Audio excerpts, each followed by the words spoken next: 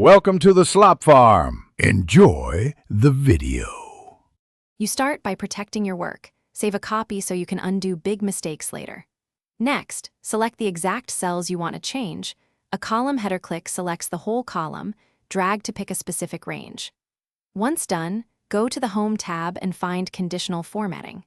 This is the control center for rules, and we're about to remove rules rather than edit formats, so make sure you've highlighted only the area you intend to alter. With your range selected, open Conditional Formatting and choose Manage Rules so you can see everything affecting those cells. Inspect each entry, look at the formula or condition to confirm it targets the selected area.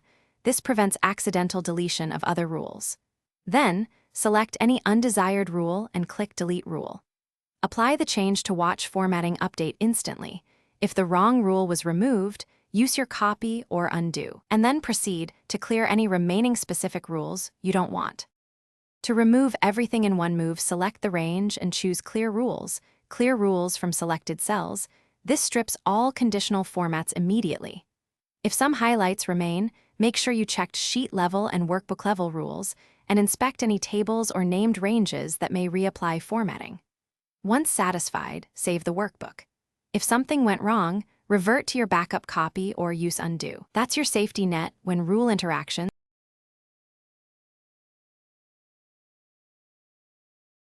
Thanks for watching. Consider subscribing if we helped you today.